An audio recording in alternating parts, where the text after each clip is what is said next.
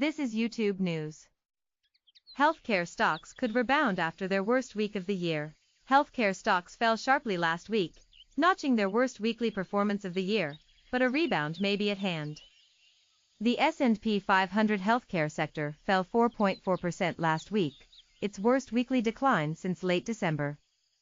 The move ended with more than 93% of healthcare stocks trading below their 20-day moving averages, a short-term technical indicator, according to Andrew Thrasher of Thrasher Analytics.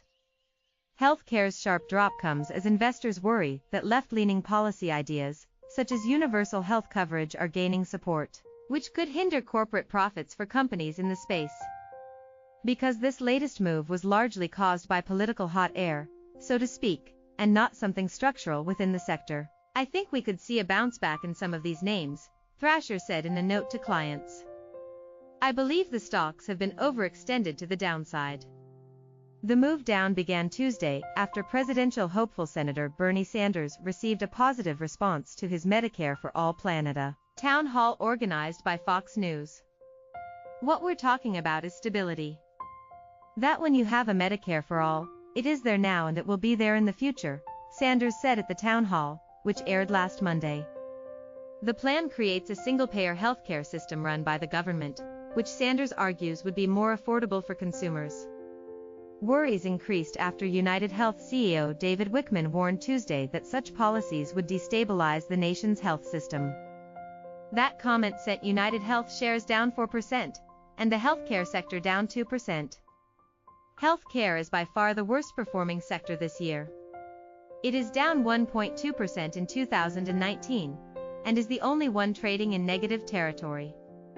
By comparison, utilities is the second worst performer of 2019, and it is up about 8%. The group was down fractionally in afternoon trading Monday.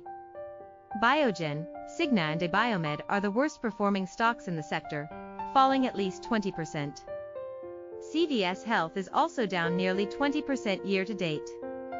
This is not the first time healthcare-related stocks have taken a beating amid worries leading up to a presidential election.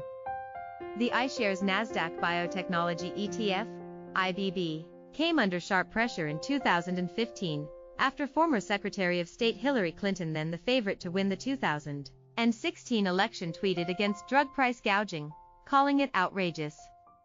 Clinton tweet. The ETF later recovered some of those losses to end the year up more than 11%.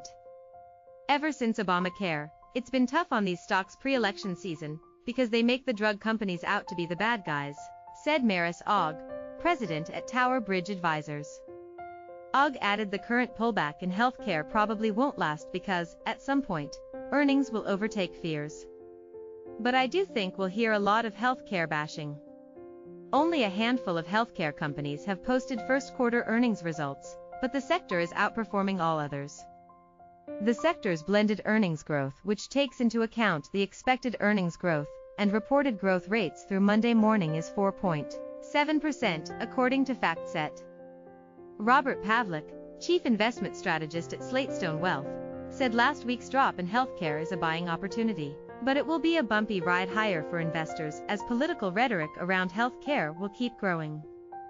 There's probably some more downside near term, he said. With that kind of talk permeating the landscape, you can only imagine that even though you think these are great long-term companies, there's probably going to be some weak hands that are not going to be able to withstand that talk. Subscribe to CNBC on YouTube. YouTube News.